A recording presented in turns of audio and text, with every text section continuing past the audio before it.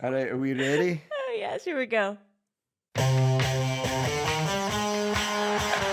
disgusting display.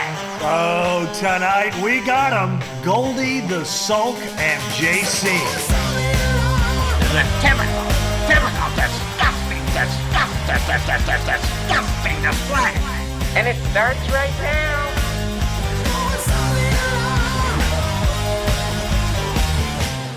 Oh, welcome back to another episode of A Typical Disgusting Display, a podcast for writers by writers who hate writing.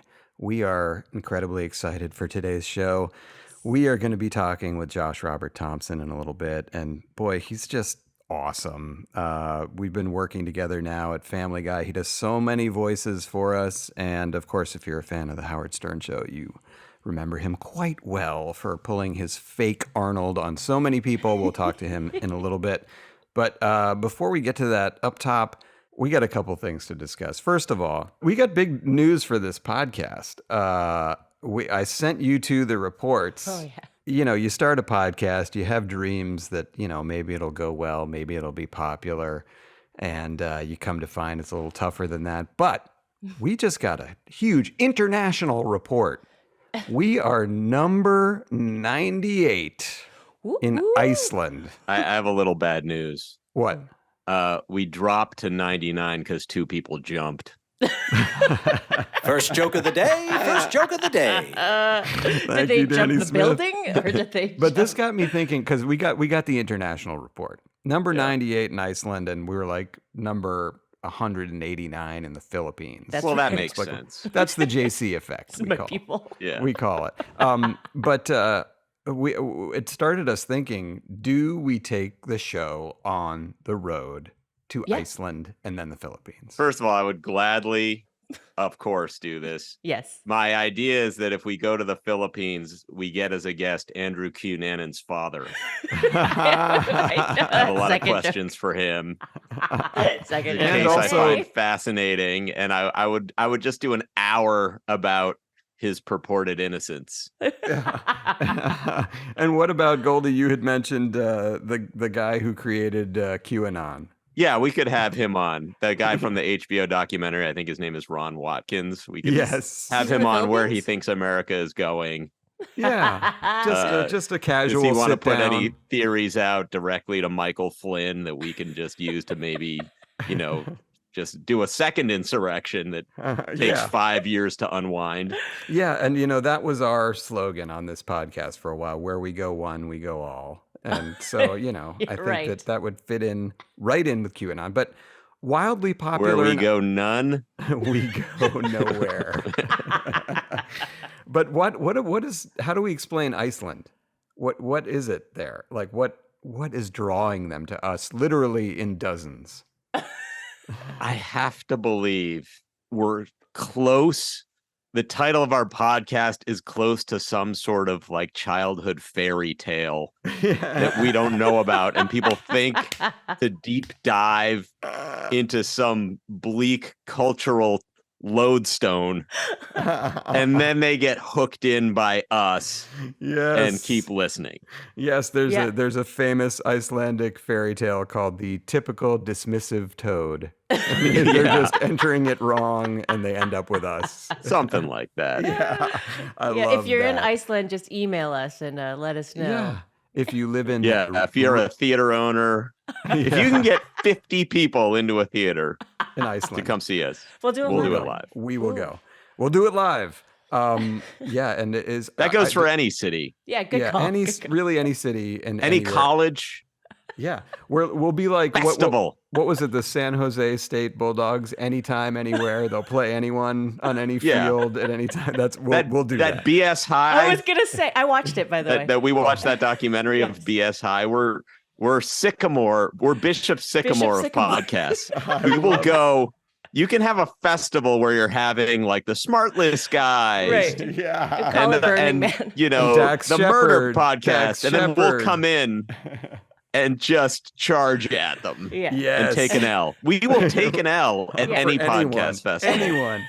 I love that, Goldy. That was a good recommendation. That BSI. God, that's Yes. on HBO Max now. Max. Yep. Very good documentary. Yes. The about line between insanity and success is so razor thin. So because thin. if they had lost that game by only 14 points, the story Yes. then becomes little heard of. Yeah. School puts up a fight and Yep. let's meet the coach who runs it and who Yes. invented the program. Then he gets on the air and he does his And charismatic everybody thing. gets scholarships. And then, Yes. people say, one person gets a scholarship and then this is a real thing. I know Yes. it was. We boy, just it need was to fun. trick one fucking important person. Yes, I know. I'm telling you, we have Dana Walden on the hook. Oh no. We can get her. I'm telling. This might be the Fox Thursday night lineup. Just 2 hours of us gabbing. No. We can do it. We're not allowed to talk to her anymore. Although maybe Wow. maybe we could get a message through Drew Barrymore, who apparently is. Ooh. Yes, is talk going. about Segue. that. Tell them what's happening here. So I read this morning that Drew Barrymore is going to violate the strike lines, and she's going back to doing her talk show. She has a talk show, which is the first piece of news, or she had a talk show. Yes, Right. First This piece talk of show went off news. the air. Now she's going back without writers. Drew unplugged. She's breaking the strike. But did you read or the book or watch the movie Unbroken? Yes. Okay. Yep. So in that book, there's the detail of the plane crashes. They are in the ocean, the Pacific, I know in the where you're wide going. open ocean, in a raft. There's, I think, 4 people, and there's maybe 8 chocolate bars. Yeah. The idea being that we Ration. can take these chocolate bars, ration them out, Yep. and survive a couple weeks. But instead, what happens is one dude freaked out and instantly ate all the chocolate bars. Yep. That is Drew Barrymore. Oh Yes. no. Oh, no. She's just gorging herself on the chocolate. She's the least important person on TV to begin with, maybe. The Drew Barrymore show. Yes. There has been no difference in life with the Drew Barrymore show and without the Drew Barrymore show. So certainly you can wait in fucking line to go back with the rest of us instead of skipping ahead and going like, I got to get my message to the people of like 10 new spatulas you could have in your kitchen. 4 fall broths you could be eating right now. Wow. 4 fall broths. 6 essential V-necks for your dog. Dog. Just wait your fucking turn. And I will be at the studio yelling this sometime this week. Wait, she's in New York, Goldie. I think she's. I in will New York. not, unless someone can fill a theater with 50 people, in New York. be in New York this week. Oh God, that's so funny. Wow. I can't. There's no. Yeah, great angry monologue there, Drew. What the hell are you doing? I mean, I guess for someone who's been in front of the camera since she was 2, I guess she can't stand it. If she's But not, why? she can't. Why do you think she's doing it? Because she can't stand being out of the spotlight. Really? You think that's why? Yes. Why else? Why else? Is it money? I don't Maybe know. they threatened that she would lose the show if she doesn't go back. But everybody He's lost their losing the show either way. You're not Oprah. It all ends the same way. Canceled. I know. Right. Yeah. Right. No, what if it's yeah? Maybe it's what- to employ her crew. I don't know. I'm trying to figure it out. I'm sure Why? like that's part of it. That'll- Listen, that'll- it is a hard time. Right. Okay. She will use that crew as a human But like shield, I'm for sure the crew is having a hard time. I'm Right. having a hard time. We're all Right. having a hard time. It True, is a true. hard time. That's Right. like the nature of what we're doing. Yep. But yeah, this is the epitome. She is actually breaking the line, right? Yeah. That's Oh, yeah. literally what she's doing. Yeah, she's Yep. got to be in SAG. I assume talk show hosts are covered. You don't see other talk shows on the air. Yeah. All right. Last thing before we get to our own torture, which Josh Robert Thompson is going to join us for. I'm so excited. I love it when people have the guts to join us for Johnny jokes. And his Johnny is Oh, great. So this is going very to be so exciting. fun. One tiny little thing. You remember a couple of weeks ago, I made a suggestion on the show. I said that a lot of people do top 5s. And why didn't we do it top 6? And that way we could call it 666. And both of you were confused and annoyed Yeah. and didn't like the idea. And it went I just away. was Well, confused. I thought that was the end of it. No, our phones listen to us, right? Yeah. So here's what happens now. every time I'm on YouTube on my phone, every video I look at, the likes count. on the video are 665. Every video. So when I like it, it turns to 666, a sign of the devil. Every video. Yeah, and he sent me proof. I have 3 screenshots. I don't need to send. I can show you right now. I'll scroll on YouTube, any video. Okay, somebody's reacting to Spaceballs. Yep. There it is. I'll hold it right up there. Wow. 665 likes. This is like a scene from the worst horror movie in the world. It's the Nomen. Someone reacts to Spaceballs is also just the weakest concept to begin with. Like when you're watching Spaceballs and you're going, oh. No, they love it. I don't know why. It's from the Blechcercist. All right. So that's a weird thing. If anyone has any explanations, please feel free to email us at atypicaldisgustingdisplay@gmail.com.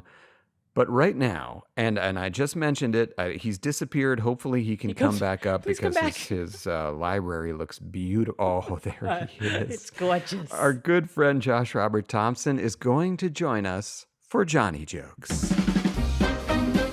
From Hollywood and wherever Josh Robert Thompson is, which could be Hollywood, here's Johnny. Yes.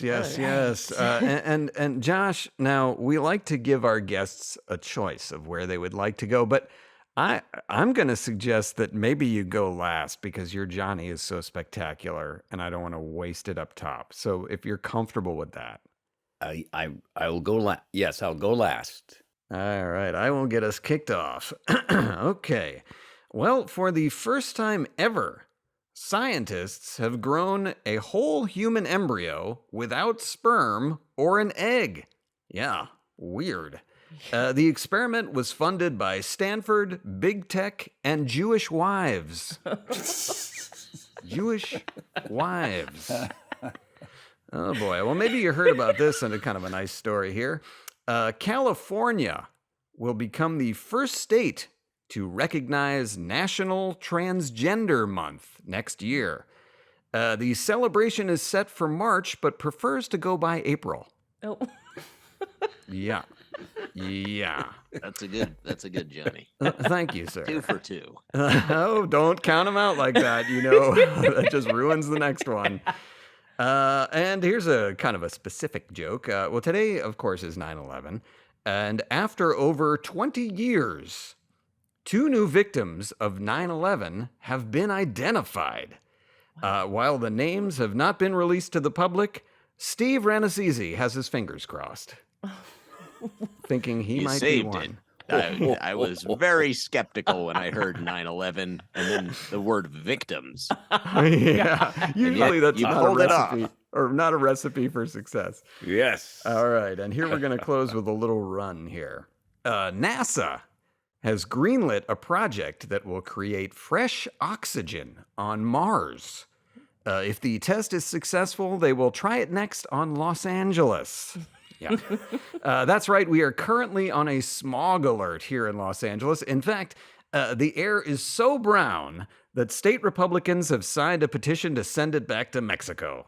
Yeah, it's so brown that the LAPD attempted to pull it over on Cahuenga. Wow. It is so brown, O.J. Simpson tried to kill it and a waiter. Oh, wow. Goldy, take it away. A Boffo performance this week, my friend. We had a real Johnny here. I had to step up. Glad to be in the middle. Well, Senate Democrats are freaking out over Joe Biden's low poll numbers. But the president remains confident that once all the votes are cast, he'll be the last man falling. Okay. According to a new report, recently departed game show host Bob Barker had Alzheimer's disease. Ooh. Yeah. Well, no wonder he didn't know the price of anything. Oh, we got Ed here. I love it. Yeah, that helps. Yes. Okay. Well, in spite of spending tens of millions of dollars on his campaign, Florida Governor Ron DeSantis is polling at just 8%. Insiders say DeSantis may attempt to increase his popularity by writing a letter of support for Danny Masterson. It's close to home. Yeah, there were other ways I could have gone with that, but I in love deference to a friend of the show, I pulled my punch. Yes. Okay, and finally, a dispute over a parking space led to a double shooting at Home Depot. Oof. Bystanders went running for help, wandered the aisles for 40 minutes without finding anyone, then drove to Lowe's. Yes, great patch. All right, Mr. Johnny Carson 3, take it away. Yes. All right. Well, this is very exciting to be here. This is our big 9/11 show. Big 9/11 show. And got a lot of great guests. We got George W. Bush going to be stopping by. George did 9/11. George did not do 9/11. George did 9/11. George did not do 9/11. All right. Well, he's going to be joining us. And also Dave Matthews is going to be playing a song for us, Crash Into Me. Is that right? That's, all right. I believe also this week we have Drew Barrymore coming on with the band Anthrax. Yes. Put that in your envelope. Yes. Yes. I like the. Well, it's very hot out there. We've got this heat wave. Global warming is you hear about it in the news all the time. It was so hot this weekend. It was so hot that I saw a fire hydrant flagging down a dog. That's how hot it was. All right. We'll try another one. All right. Is this microphone working? All right. It was so hot. It was so hot this weekend that I caught Doc and the band snorting ice cubes. So, there you go. All right, one more. All right. All right. Here we go. It was so hot this weekend. It was so hot that Burger King was singing, "If you want it your way, cook it yourself." All right. We'll be right back. Sally Struthers will be joining us. Someone has to now use a dolly to move Johnny to his chair. That's how old this Johnny is. We've got the very talented Greg Evigan will be out here. That's great. Boy, all right. So you heard him at Johnny's. I love when our guests do Johnny's. It speaks to being a real writer, a real comedian, and of course not being a coward. Not being a coward. Well put. So our guest today, the pride of Cleveland, Ohio, let's be honest. If you've been watching TV for the last 20 years, you know him. You may not know you know him, but you know him. So he was the sidekick on The Late Late Show with Craig Ferguson for many, many years. You may remember the talking skeleton.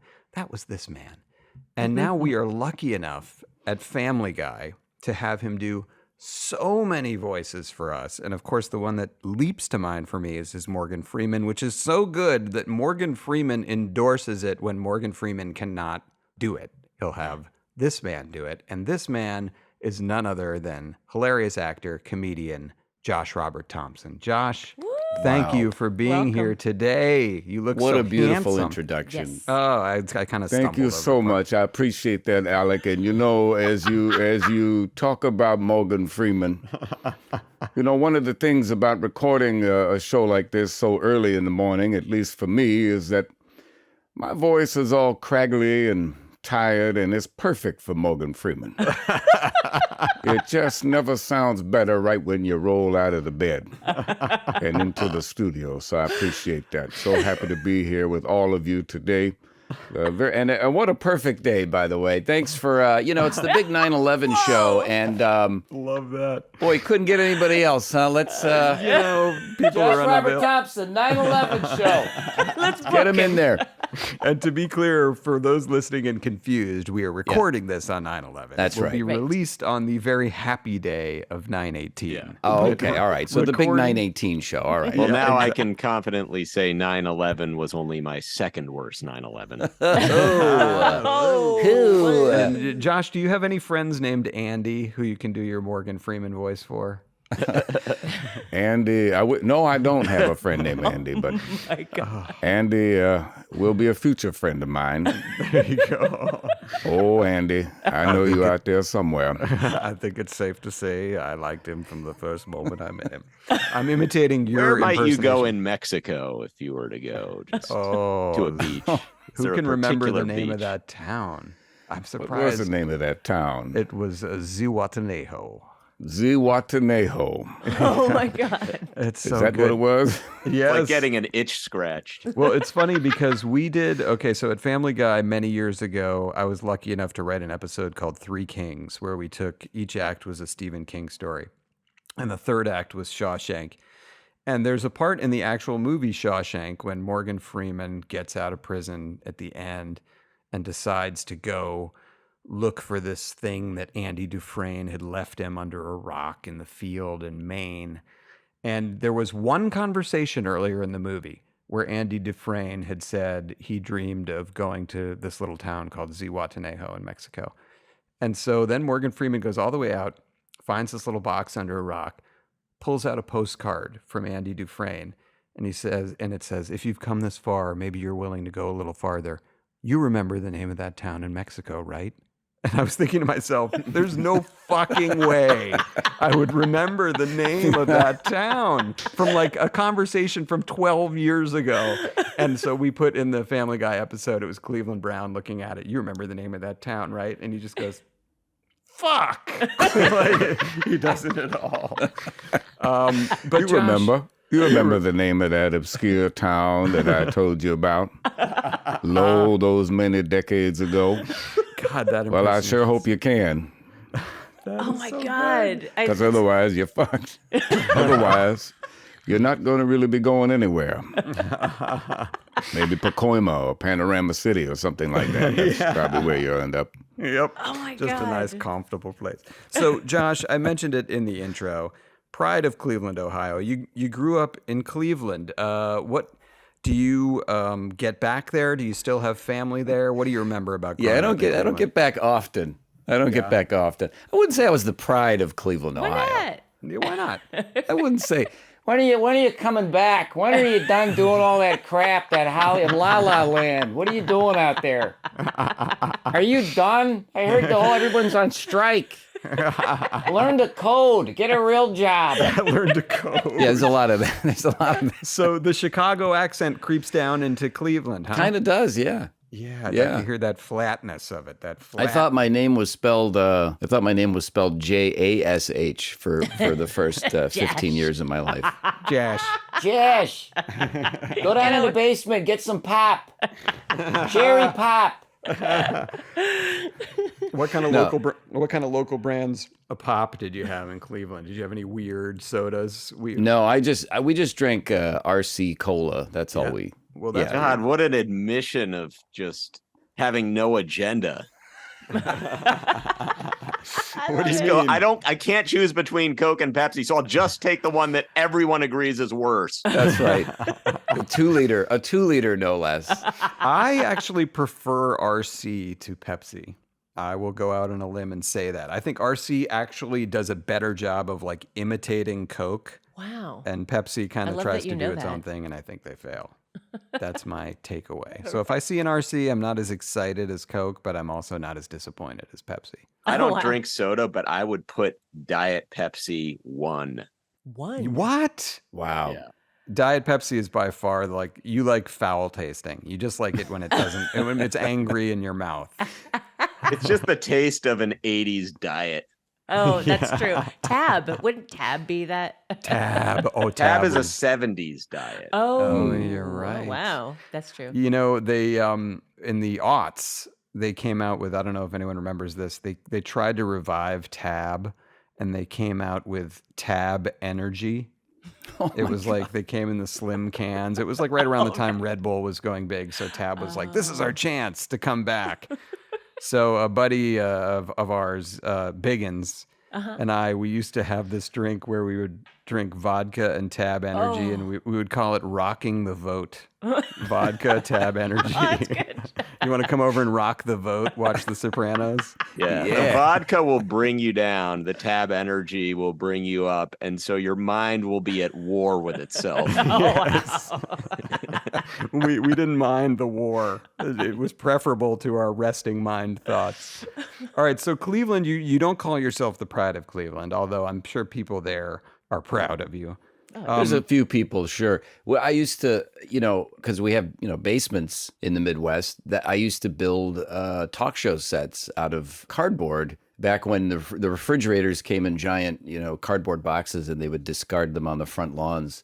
Yeah. It sounded like Garrison Keillor. It was a beautiful day in Cleveland, and the sun was setting, and a young boy heading out to the front lawn, just a small patch of grass, and he got himself the discarded refrigerator box that Mr. Jenkins had put out there. And Mr. Jenkins. He took it downstairs and made himself his own little talk show. I just want to point out that Garrison Keillor got Me Too'd, which must have been the most exhausted harassment ever committed. Just your breathless, perfect impression of him.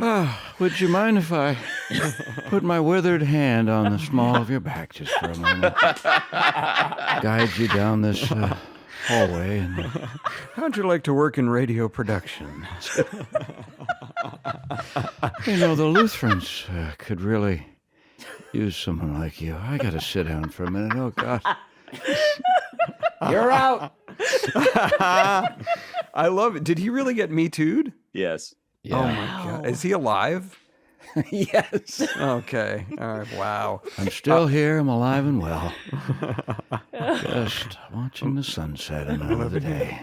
Living in shame. Wherever I live in Minnesota or something.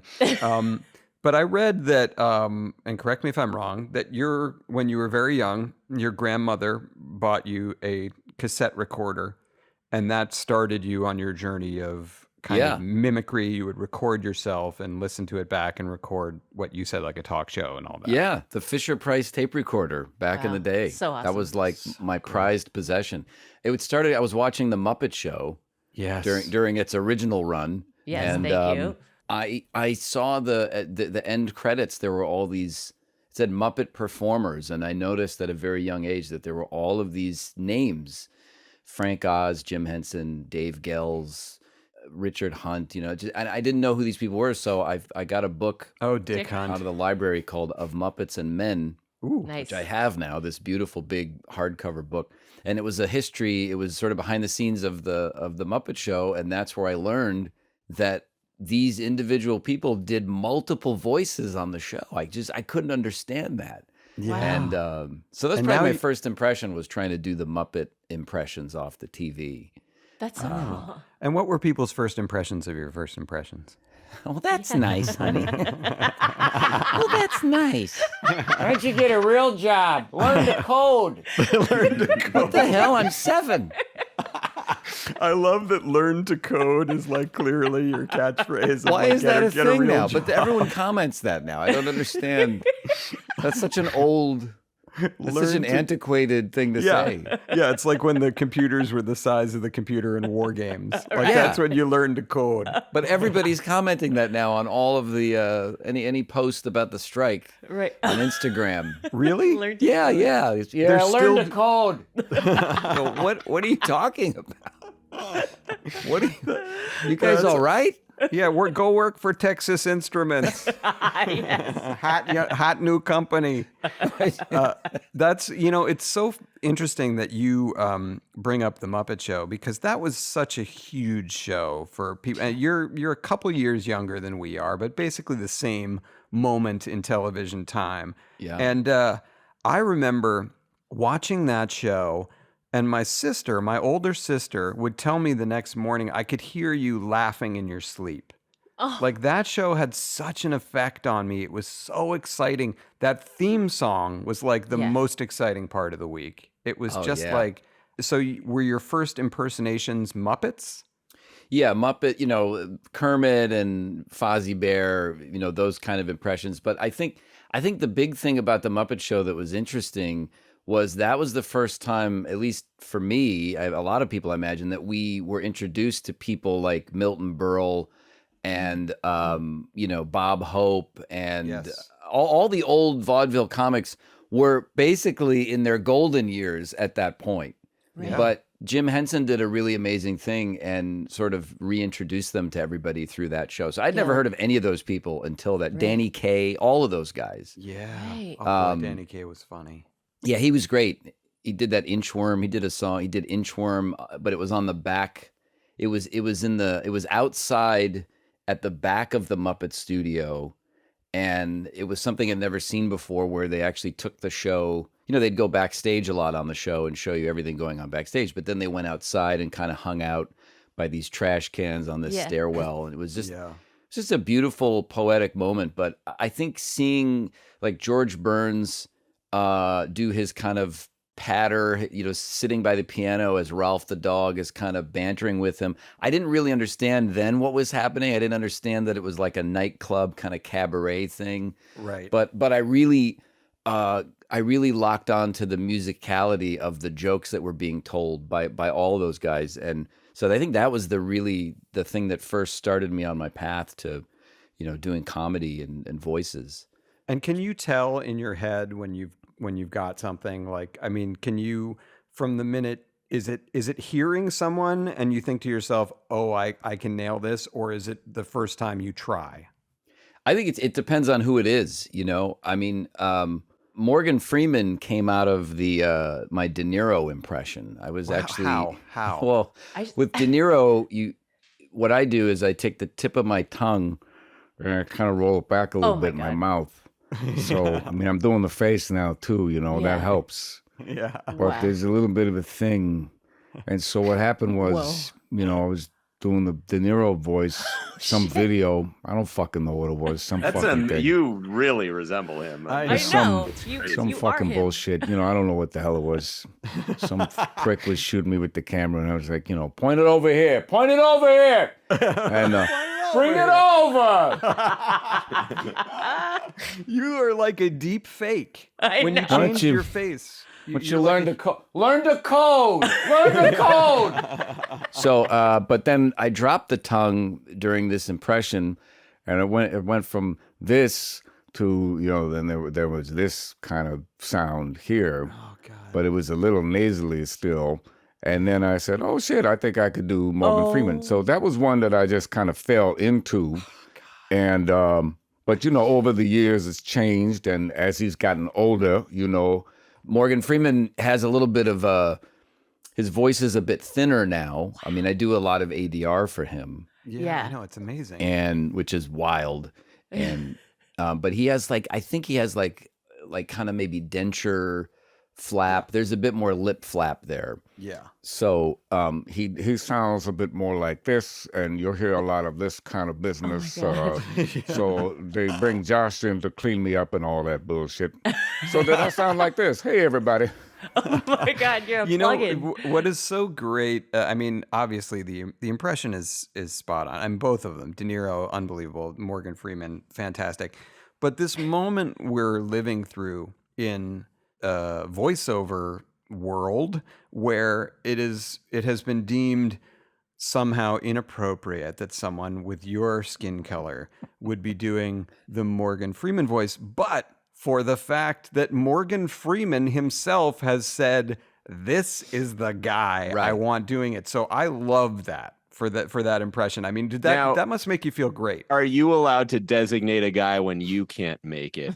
Right. Yeah, Maybe you could go back the other way, and that could remedy the situation. I think actually, you know what? Yeah, but the only guy. But that would only be Frank Caliendo. So I guess that doesn't work. No, can't do that. Well, you certainly can't do that. Morgan could. I can do it, Josh. If you tell me, I will bestow it upon him. There was a moment. There was a moment a few years ago where I did get a phone call, and I was told that I would not be able to do my Morgan Freeman on the show, on Family Guy. Oh, right. And then that changed quickly. It changed very quickly. But there was a moment, and it didn't have anything to do with the show. It had nothing to do with anybody at the show. there was a note that came down from on high that, we should probably find somebody else. And so they attempted to do that. And then 2 weeks later came back and said, all right, you're still going to be Morgan Freeman. Yeah. So, and it's just an impression. I mean, to be fair, it's just an impression. It's not some kind of caricature or anything, a stereotype, or there's nothing. It's just me doing another guy's voice. So no, you don't seem to do the thing where some people do, where you just glom onto like one phrase that someone uses, and then that becomes the center of it. You seem to actually be doing these organic, almost eerie inhabiting of the persona. It is eerie. Shapeshifter. If you will. I appreciate you saying that. I think that started with Arnold Schwarzenegger. Oh, really. Here we go. Yes. No, it did. But Give I it think to that us. was the difference. Back doing it with even before Howard Stern show, I started doing Arnold Schwarzenegger on a show called the Conway and Steckler Show in Los Angeles. I listened to that. Cool. Doug Steckler, who was a writer on SCTV. This guy was like an Emmy-winning writer from SCTV. One of my favorite shows in the world. That was the other big influence, Muppet Show and SCTV. He was so funny. And Tim Conway Jr., son of the legendary Tim Conway. And they had a radio show in Los Angeles for many years on what was the FM, one of the only FM talk stations. The FM talk station. And I used to call into their show as Arnold. Just calling in randomly. One day I just decided to call in, How are you guys? It's fantastic. Let me tell you something. First of all, let me tell you, this is so great to be here. Let me tell you, of all the radio shows that I've done, this one is the most recent. It's fantastic. And so did they ask you to, or you're just saying on a lark you called in?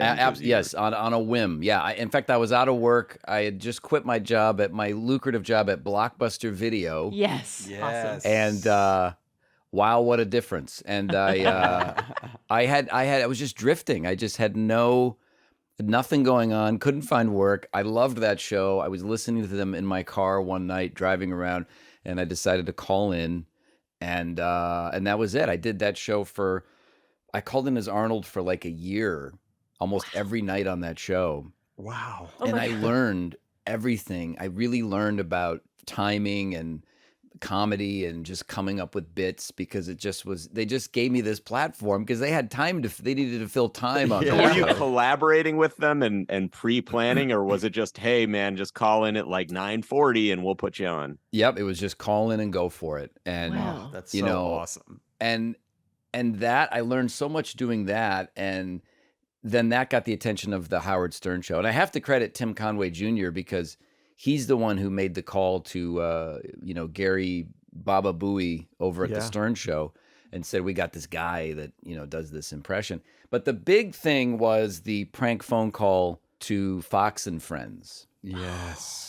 And tell us about that, because this is so cool, especially in light of today's version of Fox. But this is way before that. This was the Fox and Friends. I mean, it might have been the early days of that show. That show had been on for a couple of years, and there was a radio show out of Atlanta called The Regular Guys, and they heard my impression on Conway and Steckler, and they set up this prank. They wanted to prank Fox and Friends and have Arnold call in, because at the time there were rumblings that Arnold might run for president. Right. Oh, wow. Not for president. Governor? For governor of California. And but nobody really, thought that was going to happen. So this is all before that. Yeah. Wow. And they somehow got me on the air. I don't know how. I talked to a few behind the scenes people, all these people in a mad rush. You could hear all these people on the phone. We got Arnold on the phone. We got Arnold. Arnold, can you stick with us? Yeah, that's fine. I'm just here in New York, talking about the different school programs and all that. And because of the Conway and Steckler stuff, I had amassed a series of note cards with key phrases, like Arnold's phrases, because I was so nervous. I didn't want to screw up, so I would have them all laid out, on a desk, and it would be like, words like, instead of enthusiastic, it was enthusiastic. I'm very enthusiastic, fantastic. and all those things. And let me tell you something, And so it's just all those phrases. And then I learned everything I could about Arnold. And I think Goldy, that might be what I learned everything about him. So like I fully became Arnold Schwarzenegger. So it wasn't just, get to the chopper and all the gurgling stuff. Catchphrases. Which That's what I most love, people too. do. Yeah. And I think most people are doing an impression of Dana Carvey's impression. I think it's mostly an impression of someone else's impression. Right. Yes. So it's like the Hans and Franz thing. And somehow mine just became conversational. So they kept me on the air. When I finally got on the air on Fox and Friends, I had all my note cards. I was sweating bullets. I didn't know what the hell I was doing. This is probably 2000. I think it's probably 2000. Yeah. Wow. And I was on the air for like 4 minutes. They just kept talking to me for 4 minutes. And they totally bought it. They totally bought it. Oh, God. Now there are a couple of things you brought up there that are interesting. And I want to get back to the Arnold thing, but you brought up the Dana Carvey element of it. So in the world of impressions, which you are certainly, one of the kings, there are people who do impressions like you do, and I would say like a Daryl Hammond, where you just fully inhabit it. You want to get every detail, pitch perfect. And then there are people like Dana Carvey who go out there and have tremendous energy and kind of get the spirit of it, like his Bush and his Schwarzenegger.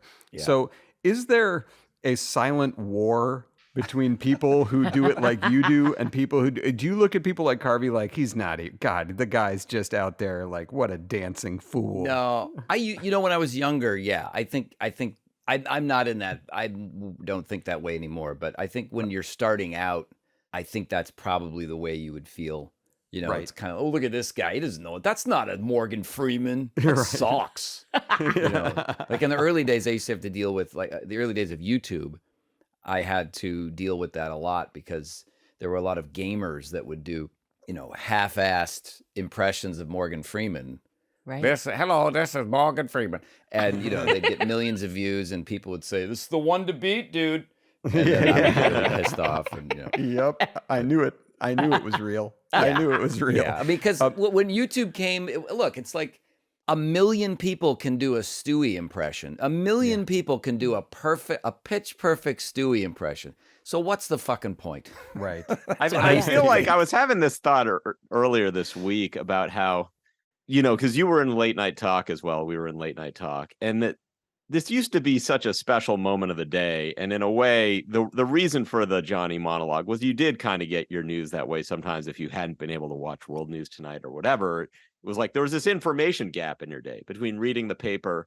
And then additionally, they would bring this guest on who you only saw that guest if they were on TV or in a movie. Like you had no idea what their life was like. So you could go a year without seeing Tom Cruise or knowing.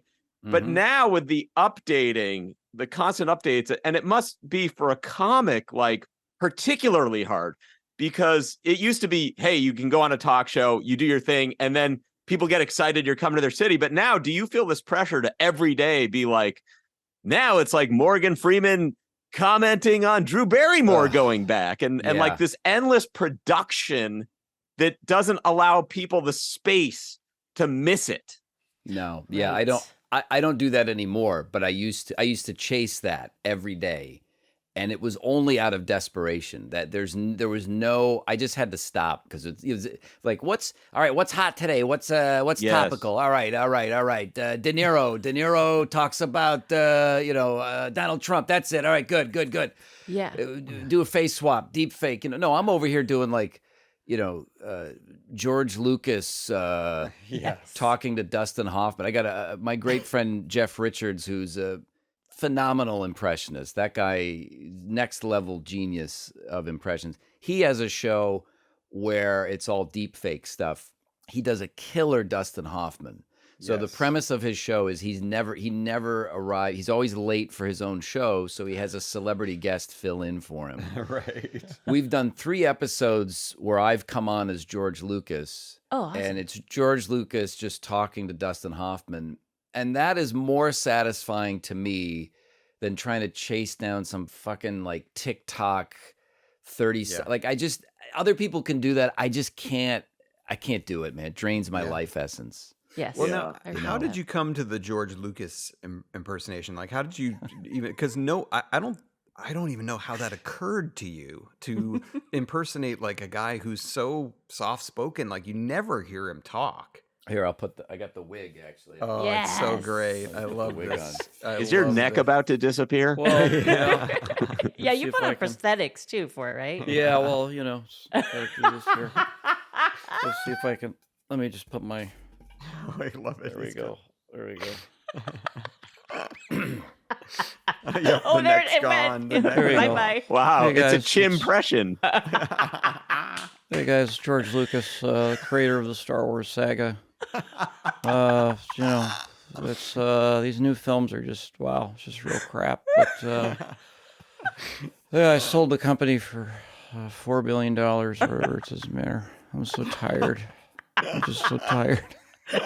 I like what you do that I think I haven't seen in other people's impressions is that you match this energy level that I didn't realize I was perceiving from the person until I saw you do it. And now it's like, oh, right. Yeah. Right. This that genius guy does seem exhausted. This genius, this innovator of film, this cinema innovator of effects and technology, most exhausted, monotone, soft-spoken guy. Well, we, at Family Guy, we've done the Star Wars episodes. Oh, yeah. And for the first one, I was lucky enough to go with Seth and some people from production up to the Lucas Ranch. It's beautiful. And we screened the episode for him, sitting next to him. And to his credit, he laughed the entire time. And afterwards, he was like, wanted us to use his special theater, and he said, we could watch any Star Wars movie we wanted. Wow! And we chose Empire. Oh my God! And he said something that I always thought was so cool. He just said, yeah, that's probably a good choice because the new ones aren't so good. And those were the ones he had made. Ones he made. Yes, and I ended up defending them to him. I was like, hey, Revenge of the Sith is great. Well, no, it's not that great. I mean, it doesn't really kind of, it gets a little messy there in the middle, but I appreciate that. But, I think what Irving Kershner did with that, Empire Strikes Back, was a much better film. He did Eyes of Laura Mars. That was a really great film. So the thing with George Lucas, by the way, I made a TV pilot many years ago and had a chance to mix the sound at Skywalker. Oh, wow. And so that place is amazing. The best part of that is in the pilot, I have a segment where I play George Lucas. It's retired George Lucas at the ranch. We shot at Malibu Wines and Safari. It doubled for Skywalker Ranch. They have like zebras there and all kinds of things. Right. And I'm in this fully, prosthetic makeup with the, the makeup team. We spent a couple of days looking at different necks for George. Which era neck are we going to go with? You're right. Let's keep it sort of respectable here. And so we shot there. And I'm in the THX theater where you're talking about, where we were screening the pilot, and Ben Burt, like the great sound editor of all time, comes in and sits down in the back and is watching during the George Lucas sketch where I'm playing George Lucas. Oh my God. And afterward, he says, George would love this. This was great. George would just love this. While I was there, one of the guys at Skywalker said, we have to prank this guy named Matthew Wood, who is another great sound editor. They were working on The Force Awakens at this time. They were just finishing it up. So they had me call Matthew Wood as George Lucas. And what I said was, Hey, Matthew, that's George. Hey, listen, I know you guys are pretty much, you got a picture lock there, but I was just wondering, and don't tell anybody this, they always give me a hard time about this, but is there any way that we could put like Jar Jar somewhere in there? Just somewhere in the back. And he, I think for about a minute, he really thought that this was George. And he said, well, George, I don't know if we can. Well, I know, but I know you can do it. I know you can do it because it's impossible. That's how I know you can do it. That's like something George would say. You're right. And then I tipped him off and I said, well, okay, all right. But Okay, how about this? I got a great idea for Red Tails Part 2. Do you want to? And he said, "Who the hell is this?" But so it was only the content of what you were saying that tipped him off. That was wasn't it. The impression. Wow. that was it. That's so amazing. I want to get back to the Schwarzenegger in a minute, but something occurred to me while we were talking about this. You have all of these just absolutely spot on impressions. Do you feel like, in a way, that because you're a comedian, you're a performer, you're an actor, do you feel like the impressions have sort of taken you over in a way that maybe has prevented you from getting traditional acting roles? Because people are always like, well, no, we don't want you. We want we want Arnold Schwarzenegger. We want Morgan Freeman. Yeah, I don't think of myself as an impressionist. That's the thing. I don't. Yeah. I'm not. I've had people say to me, you should do a Vegas show. Mostly people in Cleveland. You know what you should do? You should go to Vegas and do a show. And then learn to code. And you should code on stage while you're doing your little voices. I don't. I started out as making films and writing. Writing short stories and that's kind of what I've been doing now. Especially when the pandemic started, I started working on a book, and I started, working on some films, and that's the stuff that I really gravitate toward. The impression stuff I fell into, and I'm a reluctant impressionist. That's what I would call myself. Right. Like, I enjoy it. I love doing. Family Guy is my favorite. I mean, I enjoy it just because the way it's set up.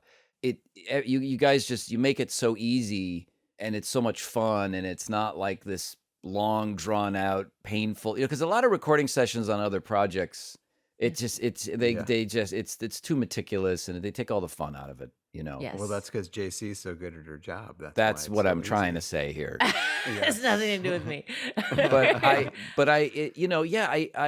I've sort of made my peace with it because doing impressions and doing this kind of work. I mean, it affords me the time then to work on the things that I really want to work on. Yeah. I don't know. It's an interesting question because I'm sort of conflicted about all of it right now. I'm kind of in the middle of this, like, I want to be taken more seriously, as an actor. Yeah. I've done stand up. I mean, I toured with Craig. Josh, we're gonna go on tour, man. Come on. Yeah, I heard him say to you that you had never really done stand up. He just said, "You can do this, right?" And he just invited you to open up for him, right? Yeah, well, I was like, sure, Mr. Ferguson, I'll be right there. I had been doing the Late Late Show with Craig for a couple of years by that point, and yeah, Josh, we're gonna go on tour, man. Maybe you do stand up, right? Yeah, sure I do. Sure I do. So you got like 20 minutes or something? Yeah, I got 20 minutes. No problem. Oh, no, I got 5. I'll stretch that to 20. 20 minutes is long. And my third or fourth stand-up gig was opening for him at Radio City Music. Oh, my God. But, oh, God, Goldie. But it's not my thing. The places we worked, his third But or fourth the gig. weird thing about stand-up is you kind of are as good as you're gonna be right when you start.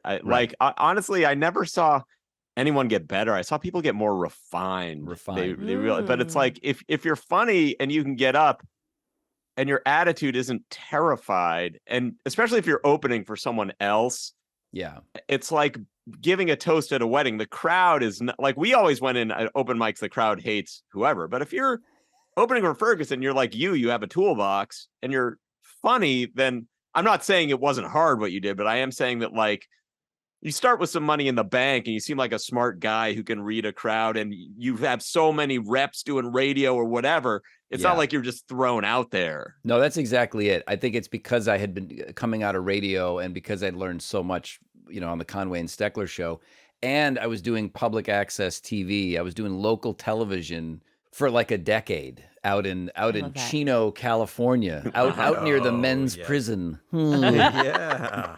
But I learned about TV production and comedy and improv, everything I did there with a small group of people, and we did any kind of show you could think of. I had my own variety show. We did sketches, a late night monster movie show where I showed crappy horror movies. And then I was sort of prepared for all of that, especially the Late Late Show, obviously. How did you get that? The Late Late Show it came out of public access TV. I was doing this preacher character, the Reverend Apostle BG, holiness preacher, and had this show called the Holiness Half Hour Power, where I was just taking phone calls and giving people really bad advice, and wearing a bald skull cap and a cigarette. Right. You know, Well, we don't. But anyway, so one of the bits I did no, he just doesn't like that you said bald. Oh, I'm sorry. Yeah, like that was part of the humor. Yeah, the guy bald was skull cap. Yeah. You know, people really love that. You know, when you're hairless, Just adds the comedy right away. Yeah. It's funny. well, that was actually based on a boss of mine. This guy, Bill Green. I used to work for the cable company. It was back then. It was Adelphia Cable. Yeah. And I was out in Chino doing like, you know, local news production and stuff with me and one other guy doing like, you know, we're covering the Chino Valley Kiwanis Club picnic. And I'd be out there, you know, interviewing people, and then had to cut together a segment for the Chino Valley News. Oh, and then I had my own entertainment segment where I'd review movies, and it was called Real, REEL, Real News with Josh Thompson. Hey everybody! I still have those on tape. I should. Do you send remember them. like what era movies are we talking? Oh, about this is here? like 2000. This is like 98. Wow. Okay, so you're like, The Matrix is a thrill ride. That's right. Phantom Menace is an absolute wonder. George Lucas has done it again. Well, thanks, Josh. I appreciate that. I did one weird sketch on my variety show on public access. I did a sketch, and I don't know why, where I interview Peter Benchley, the author of Jaws, and the Beast. I was struck by the fact that Peter Benchley only seemed to write stories about sea creatures that invade small New England towns. The Deep. The Deep is There's another the one. Deep and Beast. And Beast, right? So I had him. I had him call in, and I had just a horrible picture of Peter Benchley, like a bad JPEG, like a 10 by 10, just like the worst, artifact on there. And I chose to do this voice for Peter Benchley. I don't know what he sounds like at all, but I was like, yeah, how you doing there, Josh? Peter Benchley here. And, this is me at 23 years old doing this interview with fake Peter Benchley. And he keeps trying to sell me on his new novel. And he'd say something like, well, this is a little bit different from Jaws, you see, because it's about a giant squid. But the kicker is it comes to a small New England town. But the kicker here is it's during the winter.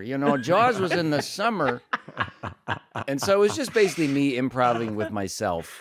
And that's so funny. And so anyway, so Joe Struzzulo, one of the writers at the Late Late Show, very funny, who's guy. now a very Nice good guy. friend. Joe's a very talented guy, and he was watching my public access show where I was doing The Preacher, and he was getting high and watching this show, and I gave out my email address at the end of the show, and he reached out and said he wrote for a late night talk show, and that's how it started. That's Wow. amazing. Yeah. What a great origin story for your late night show. And Goldy, I noted, you like Joe, huh? What is it you like about him?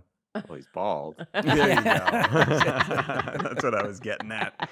But that's incredible. Yeah. I mean, Yeah. because I was just thinking like, oh, you had a connection, and then you did a voice, and you went and auditioned. But Right. it's No, Based it's on pure actually better talent. that way. I actually love that it happened that way, and it wasn't Yeah. because of an impression. Yeah. Right. But the first thing I did for Craig was the Arnold Schwarzenegger, because Joe, he's like, well, what else have you done? And I said, well, I'm doing the Howard Stern show. And I called in as Arnold on the phone to talk to Craig. And then the next thing I know, they're putting me in this prosthetic makeup. It was like a 2-hour makeup job for this late night talk show that nobody cared about over at CBS. Went way overboard. The makeup guy, Trent Cotner, is a lovely guy. He tells me halfway through the first time he's putting on the supplies, he says, I'm colorblind, but I think this looks right. That's sort of a negative for a makeup Yeah, artist like, to I be don't- colorblind. Why are you here? I love he Oh, it's tells the me Late that, Late too. Show. So they put me in a muscle suit, and then suddenly, it was Governor Schwarzenegger checking in from Sacramento Craig, how are you? It's fantastic to be here. Fantastic. with this big stogie. This guy, Joe Props. Yeah, hey, Josh, I got a couple of different stogies for you. Which one do you like? Which one do you like? Here's a Wow. big comic one. It's an oversized comic one. All right, I'll take the big one. Wow. That was great because we had George Takei on the show. Nice. George, This I was- had this was pranked on the famous. Howard Stern show. That was a famous prank call to George Takei. one of the- it that was the that ranks second- in the top moments of Howard Stern show history. That's right. Yeah, Amazing. I think that was the second day on. That was the second day when they were on Sirius satellite radio. Right. Second day ever, and George was there as the announcer, and I called in and said something. George, let me tell you, This is 2006. okay, listen, let me tell you, George, I will make gay marriage legal. I will do this. Unfortunately, I went to sign the bill. My pen was not working that day. But I'll tell you what, if you give me a reach around, George, I will. And George, oh my goodness, you are Yeah. being so flippant, so frivolous about this. This is a very serious matter. And That was the best. I think the best line was, and this was all improv, by the way. So they just said, George is on the phone, or George is in the studio. The premise is Arnold, won't sign the gay marriage bill. So we'll see what Yes. happens. Okay. It's 4:30 a.m. LA time. Yeah. It's on I had a Motorola flip phone. Yes. I was living in Glendale in this crappy apartment where there was no signal anywhere in that apartment except if I stood on the toilet in the bathroom holding the phone near the ceiling. This is absolutely true. So 4:30 in the morning, I'm in my boxers, half asleep. Howard, good morning. How are you? And I remember saying something like, we're talking about Japanese, George talking about the Japanese internment camp. Oh, God. And Howard said, "You're gonna say that to George? I mean, he was in a Japanese internment camp." And I said, Well, shit happens. and that just Artie Lang just lost his mind laughing. And I think that was it. I think that was the moment. That is so amazing. And so now, because we're talking about Arnold and these prank calls, and that was certainly a famous moment in Howard Stern radio show Yeah. history, was when you did that to George Takei. But there was also, I read, where you went on, I don't know if it was on Howard or something, and you outlined the governor's plan to like attack the moon or Mars or something, and then MSNBC picked it up as a real story. That's right. So tell us a little bit about that. That was Stern, and actually that was the first big. That was when Stern was still on normal radio, Yeah. and they said we want to do a bit where Arnold blows up the moon. I didn't know that Mr. Show had done this bit, by Yes, the way, 'cause right. that's all I ever heard in the intervening years. That's a Mr. Show bit. Okay, I didn't know. But they said Arnold has a proposal to blow up the moon, and then they wrote a couple of things that maybe you could say these things, but feel free to do whatever. Again, same thing. 4:00 in the morning in my Yep. boxers. Good morning. So what happened is I said something like, Howard, we need to get rid of the moon. It's totally useless. I mean, we have electricity now. We can see with the lights and all that. Or we could use fire, torches. We can use a flashlight. We don't need it. and I said, also, the word, of course, it's the Howard Stern show. So, I said, well, the moon, of course, regulates the menstrual cycle of the women. If we get rid of the moon, no more PMS, no more bitching and whining and all that. Oh my God. So that's that. Just that point was what caught the attention of Joe Scarborough over at, I think it was called Scarborough Country or Scarborough County, whatever, on MSNBC. And he went on the air, and the clip is out there somewhere, and he's, way to lose half your voters, Mr. Schwarzenegger. Your nasty comments toward women won't get you any, Ignoring the part about blowing up the moon. Don't and even just- worry about Does that. this stuff impact your confidence in the media? That Yeah, you've right? had this insight into this with Fox and Friends of Scarborough, that it's like they're so hungry for content Yeah. that they'll just let you run amok. That's right. Yeah, we got Arnold. Just put him on. Who cares? Who cares? Who cares? So So then Joe had to go back on the very next day and apologize on the air. But we had received some erroneous information. It was not the governor. It was an impersonator.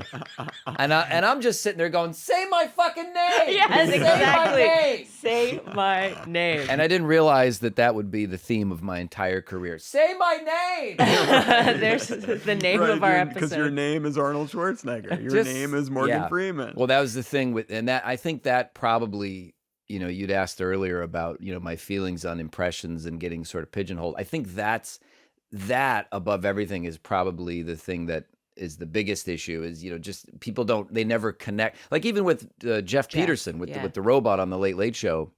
I mean, only now after going on Craig's podcast and talking about it, only now there's like thousands of people that are like, hey, you were You're the that guy guy. that did the thing. Wow, really? Well, the funny thing about that is that they chose to name the robot skeleton Jeff Peterson. They could have easily named it Josh Thompson. That's true. Jeff Peterson and Josh Thompson are Yeah. it's like 6.5 dozen. Like, Well, I don't know because see, Jeff Peterson's a very important name, man. I come up with it, man. But we'll get something going with you, man. Don't worry, man. Don't worry. and we've got the Scottish spelling of Jeff with Yeah, the Geoff. Yeah. Yeah, it's sort of a nod to the old, the old country, man. So, but we'll get you out there, man. We'll get you out there. Oh, well, I just love how this Arnold just fooled so many people, as Yeah. does your Morgan Freeman. So, okay. And by the way, this is, again, I'll point out to all of our listeners, you can't really see us now, but Josh is by far the most handsome man on this podcast right now. So to have you like achieve, success being just an actor does not seem like a stretch. Like you look like an actor. Yes. Like I'm looking at you now, you're well lit, you're a handsome guy, you got the chestnut eyes that are, Yes. they're drawing me in. That's what you need. So I think it's ridiculous. Hair. The hair. Yeah, He's he's got got hair, a full head of hair. A full head of hair. What do you back in the day when these things used to exist more, when it was pilot season, were you someone who did you get breaks? Did you get auditions for that kind of stuff? Was that something you were focused on? No. It was it's all been mostly voiceover. Yeah. It's so Yeah, I've- crazy. Do you bug your agents about that? Yeah, I've tried to. Hey, I'd like to be on camera sometime. Yeah, no, we'll Learn to get code. that going. Learn to go. Yeah, we got a video game voiceover audition here for you. It's pig number 2. He's got 3 lines, right? Yeah, but I'd like to be on the. Okay. Yeah. Yeah. I mean, but I think now, I think once I went out for a commercial audition, it was this god awful place. Was it like Ocean Park Casting or something? I don't know. In Santa Monica. It was an absolute nightmare. It was one of those cattle call auditions. I said, yeah, I don't want to. This isn't my. Yeah, cattle calls are I'm no not. No, I'm good. Yeah, Yeah. because I guess you've experienced, and I won't say it's effortless because you put a lot of effort into it, but your success in the world of voiceovers has been, you just absolutely like a river flowed into it, and it's been awesome for you, where I can see that the cattle call audition world must be like, I don't want to fucking do this. Yeah, I don't want. I think now it's you can make your own way now even more than you ever could before. I'm much more interested in making films or Creating. doing my own shows. I did a lot of streaming shows several years ago, just kind of weird experimental stuff that I enjoy, like the stuff with Jeff Richards and the George Lucas, and trying to find some outlet for that. It's much more fulfilling to me, just Yeah. creatively. But then also being able to do silly voices now and again is, it's pretty Now great. and again. But yeah, it all. I was sort of in the. I mean, I had already been doing puppets and making my own shows in public access and doing all those shows in the basement and all these years of things. It's kind of funny that the Late Late Show really was an amalgam of everything. It was like Yeah. puppeteering, because I puppeteered this robot skeleton It's crazy. while doing the voices, and I had all these musical instruments backstage, and I was puppeteering a talking rhino head above the fake fireplace. And I was doing the voice of the invisible band, and I was doing all the phone Wow. call. So it was like I was doing all these things on the show. And when the show ended, I was in for a rude awakening when I realized that like nobody in the industry had any clue who I was. Right. So it's like, oh, but there was a period there where there wasn't a lot going on. I mean, I think just in the last 5 years, especially with Family Guy, I mean, it's just been really fantastic. Like all the stuff that I've been able to do on the show, and like big part, like Trump, and doing a lot of like bigger roles on the show has been really fun for me. Well, you're good, Really and I'll have to point this out. We'll get into like how you came into the Family Guy universe a little bit, but something that's so great about working with you, every time I see you on the record schedule, it's such a luxury, because not only do I know like, yes, we're going to get like a great impression or the voice is going to be awesome, but what's really important for voiceover actors, especially at Family Guy, is that you understand the jokes. Like, and I know that sounds kind of simple, but like sometimes you get people to come in and record and it's clear they just don't even really get it. And so that's tough. But where every time I record with you, you're always so ahead of every joke. You're when you go into a line, you already have the comedic attitude nailed. And I think that, speaks to you have a great sense of humor. So that is very hugely helpful. This is a mini rant that no one will care about except us.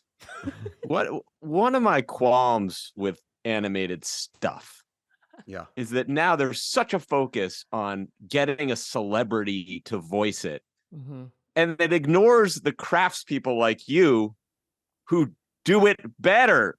Mm-hmm. And get specific, and that's what engages the audience, not knowing like, and I don't want to denigrate any celebrity, so I won't put someone in here, but you usually get told here's a celebrity, and then they come on, they do some interview about like, I had so much fun doing the bird, and like what they do is so they think they're so full of themselves that they think their own stupid voice with no spin is entertaining, which it is not. No.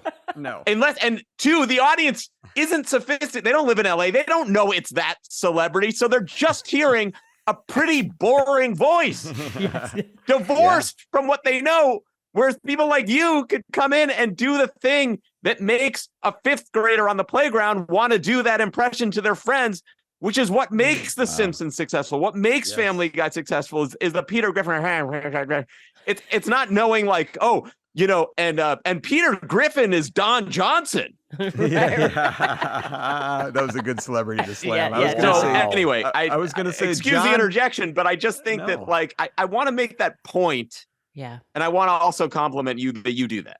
Yes. Yeah, that's totally true. It's like John Hamm was the cow. It's like, I don't care. It just sounded like a normal white guy voice. Sounds like John. Yeah, I'm glad you brought that up, because that's been a source of contention for many decades now, with the celebrity casting and Yeah, but nobody knew who Hank Azaria was before The Simpsons, Right. But now he is a legitimate star because The Simpsons vault everybody loved. Like they were doing Moe and Chief Wiggum, and it's like, who the same guy does all these? That's awesome. Yeah, exactly.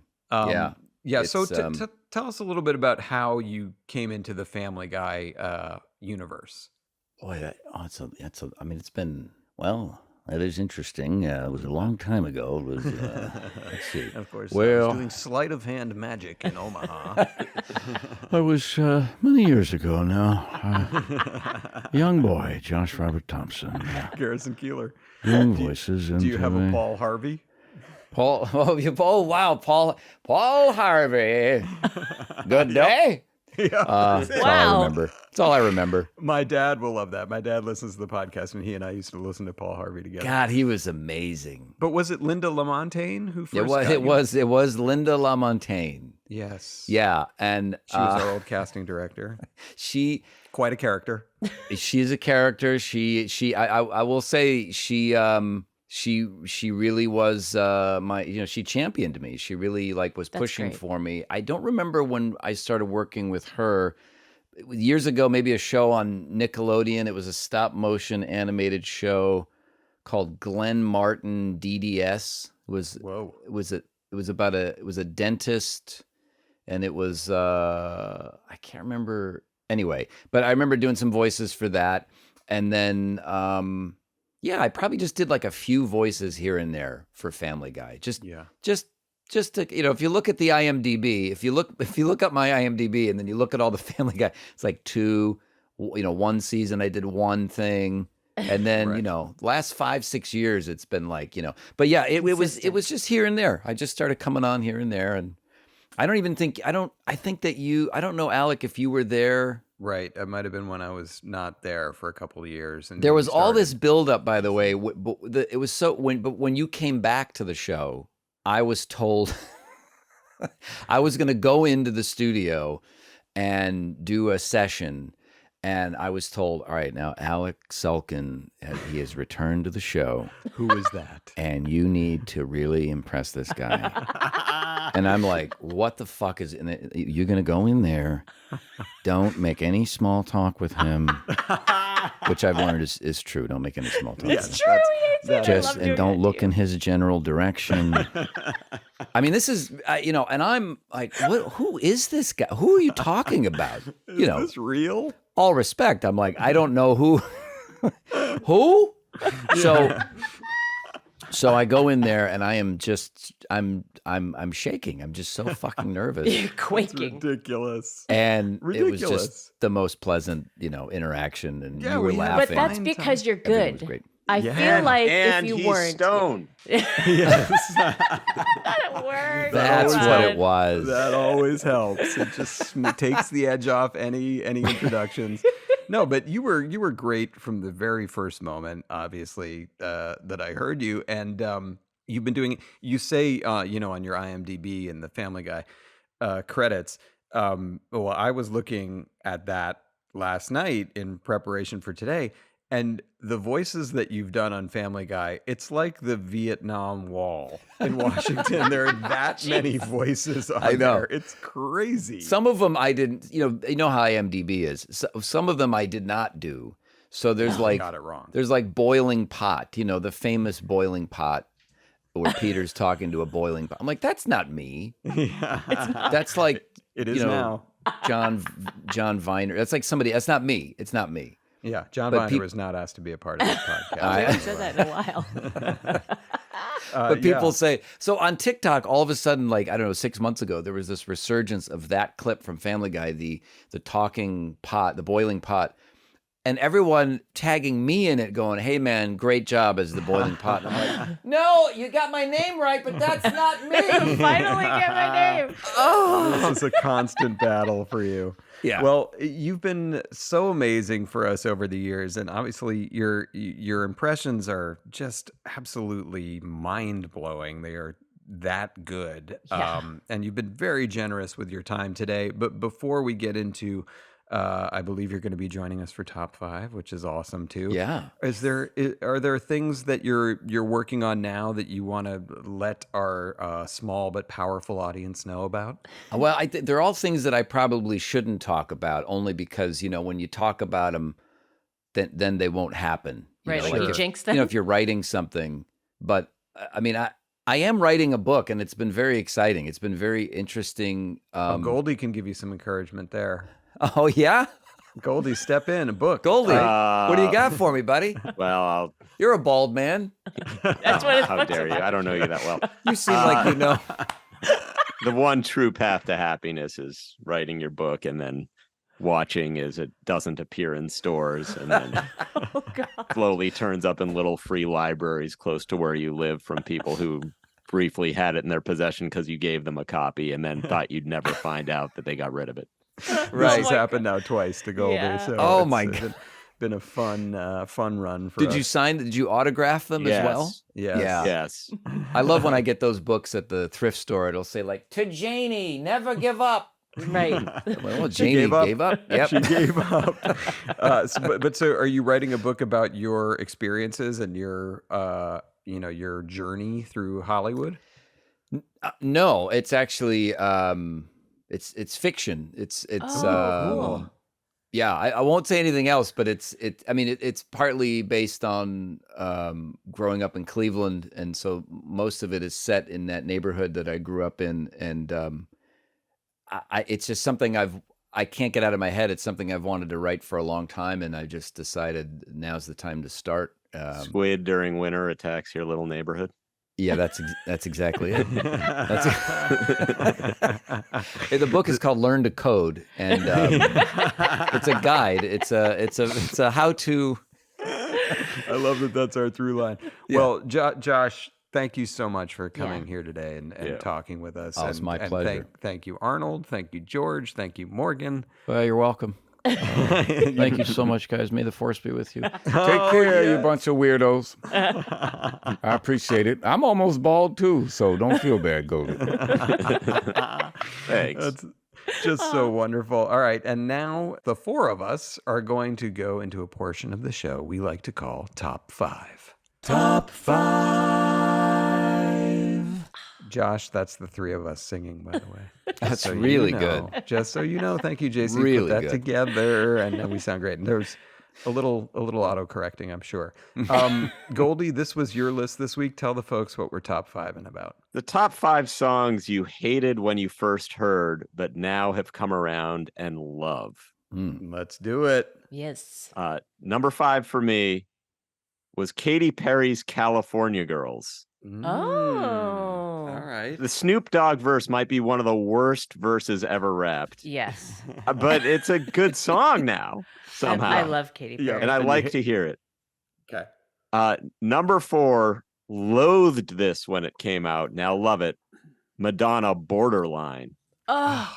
How could you have hated it when it came out? Well, he was a young... The whole thing seems so sugary and stupid, and now I like it. Okay. Number 3, and this is just a reflection of aging and maturing. You Don't Bring Me Flowers Anymore. You don't bring me flowers. Yeah, it was like, it just seemed like a very petty complaint when I first heard it. Number 2, Staying Alive. Oh, I used to hate Staying Alive. I can see that. Hated it, but now since I know more about the Bee Gees, etc., I really enjoy it. And as you get older, the message is a little more relevant. Sure. Yeah. Oh gosh. And number 1, and this is a very famous polarizing song that I now am a huge proponent of. Celine Dion, My Heart Will Go On. Oh, amazing! Wow. I considered amazing. Yeah, oh wow! It I thought is. you were going to say Kokomo. Did he skip number 2, or did you have all? No, Staying Alive. Okay, got it. All right, Josh, would you like to hit us with your I didn't list? skip anything. You fucked up. Yeah, sorry. Wow. Point that out. All right. Well, let's see. I'll do my Shadow Stevens voice. Josh, it's Shadow Stevens. We're going to do Shadow Stevens calls me all the time. He's such a lovely guy. Josh Shadow Stevens. You don't have to say your name every time, Shadow. This is very random, so I didn't really know what to do here. But coming in at number 5, it's Alone Again Naturally by Gilbert O'Sullivan. Oh, yes. wow. Yes. you know, like I that used to song. listen to this on vinyl. My mom had this album. Gilbert wearing a The Vinyl sensible Countdown. sweater on the cover. And, pensive Gilbert.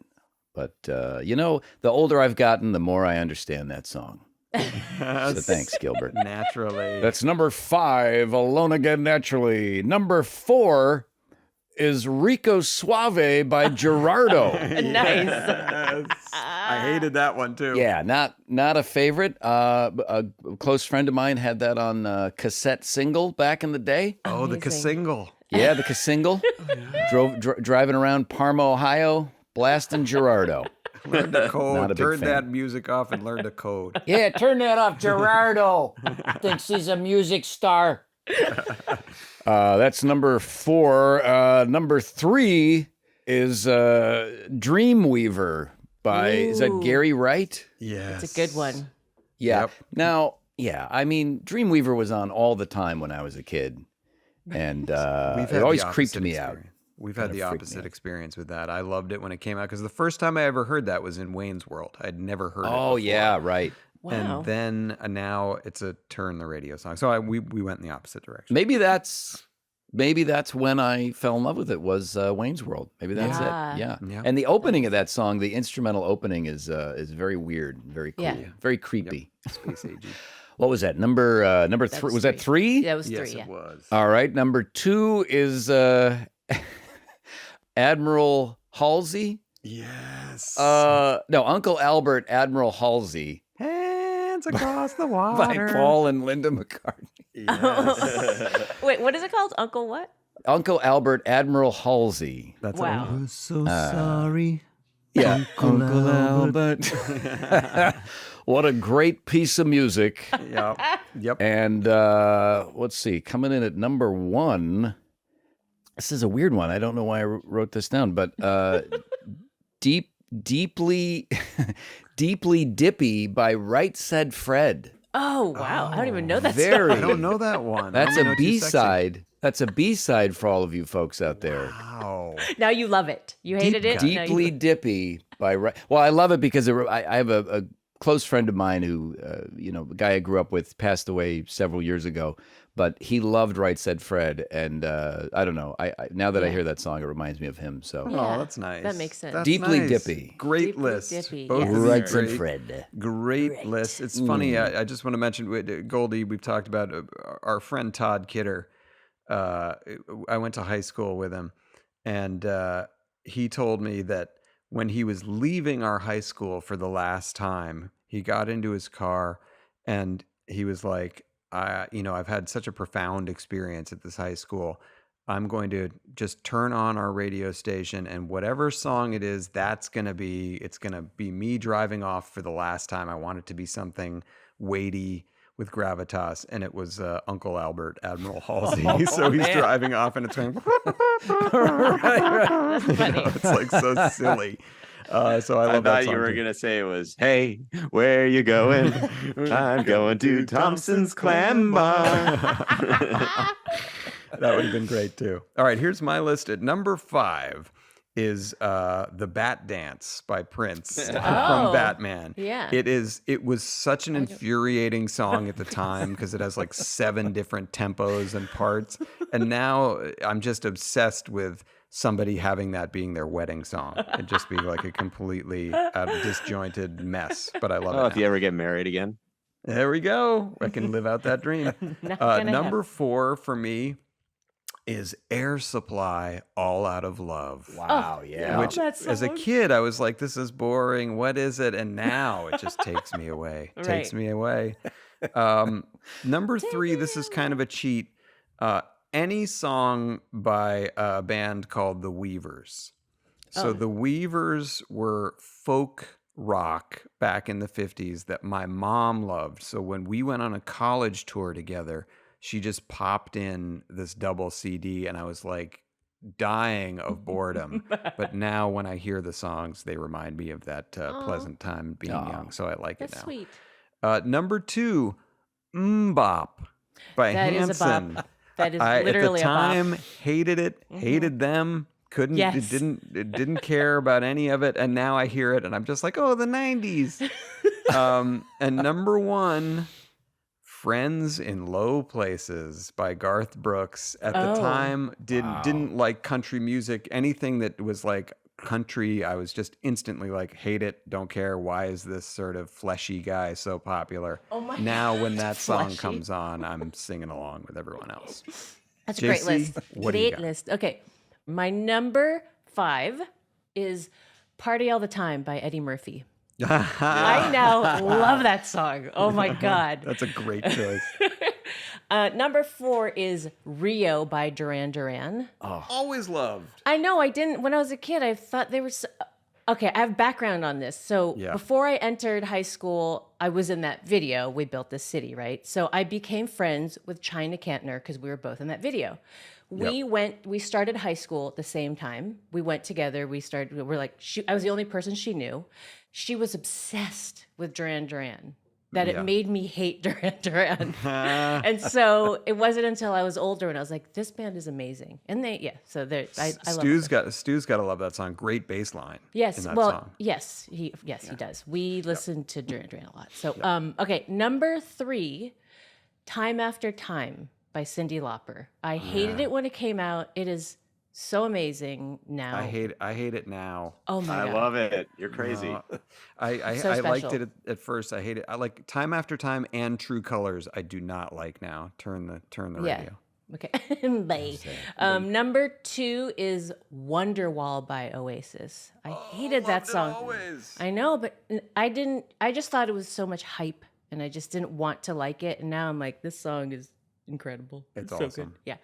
And then number 1, I remember hating the song so much. And now I just love it. And we sing it all the time in the house. What's Love Got to Do with It by Tina Turner. I used to think it was so corny. And I'm like, no. I love that song. That was a Yeah. big part of her comeback. Yes, Miss Turner. exactly. Rest in peace. That was a great list. So, JC, what do we have next week? It's Okay. your topic. It's a bit weird, Let's but do it. top 5 words, I guess it could be phrases, but words to whisper. Oh, that's great. I love that. That's amazing. Okay, I'm going to whisper some words in my wife's ear and see what doesn't get me slapped this week. All right. Again, Josh, thank you for talking with us. Thank you for your wonderful Johnny during the Johnny jokes and doing jokes. We love that. Yeah. And, you know, thank you for all the fantastic work you've put in at Family Guy. It's made the show markedly better. So we really appreciate that. So thank you for coming in today, Josh. Thank Wow, you. it's very kind of you to say. Thank you, and I'm happy to be here. I can't believe I made it. I made it on the show, everybody. Oh, it's been a please. plan. I never thought it would happen. You were on our wish list. Well, Thank yeah, you. because Wish when list. we were at the Danny Elfman show, and I had to sort of ask you, like, would you ever do it? And like, you were would always on the I? list. Yeah, I didn't know you were on the list, but we Let never... me think about it. I had to think about it. You were great, and there's no reason you should want to do this podcast, but you did. It Yeah, gets, and gets we're so you grateful. nothing. But we appreciate Please, you're the poster boy for you never know where it's gonna, help you out and Yeah. see you land. So that you could be the breakout star of this podcast. it. That's right. I'm thinking that's the case. All me right, with but you. Josh, thanks again, and we will be working with you as soon as this strike ends. You'll be coming in to do 100 more voices. All the I'm voices. looking forward to it. All right, Thank sir. you, my friend. Thank you. Thank you. God, Josh is just so talented. Those It's voices so are great. unbelievable. Yeah. The Arnold, the Deniro, the Morgan Freeman, like George Lucas. Who'd have thought to do a George Lucas? He was so great. I So know. fun talking with him. And next week, fans, we are going to be talking to show creator David Casp. He Yay. created Happy Endings. One of my He's an faves. incredibly talented writer, so we're very excited to talk to him next week. But Yes. now, let's end the show as we always do on a high note.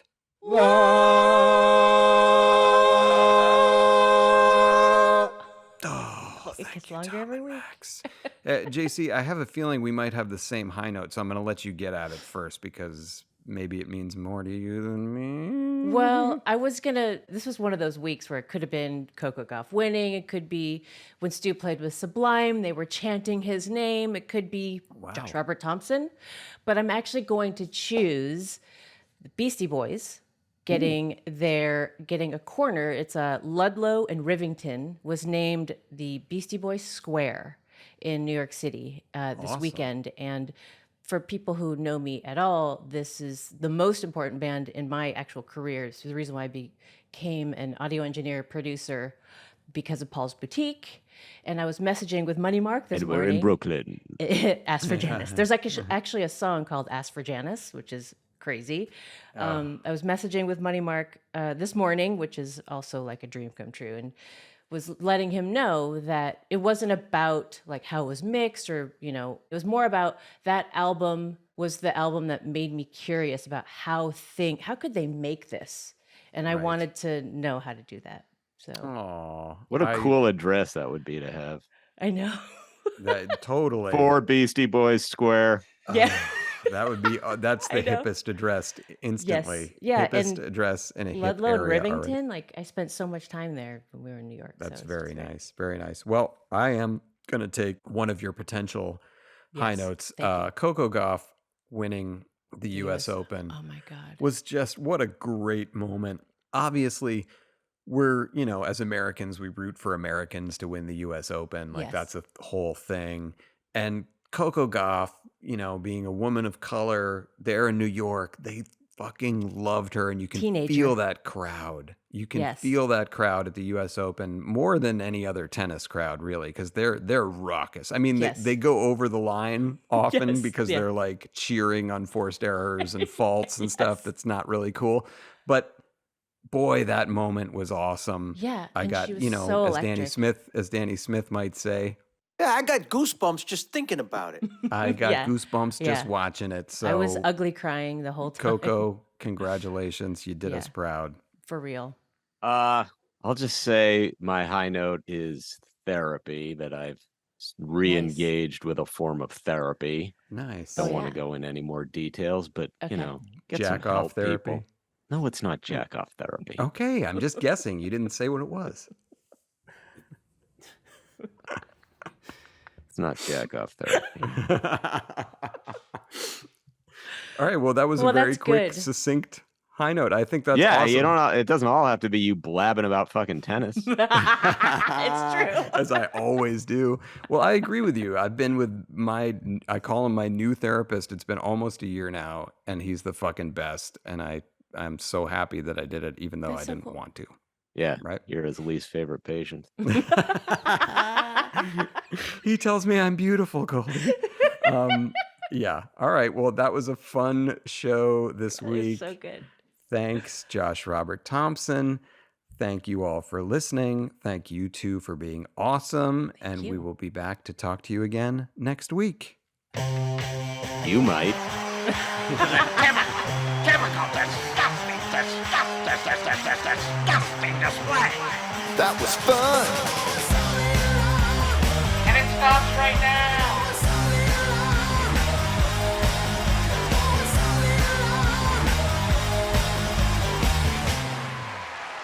Take care, you bunch of weirdos.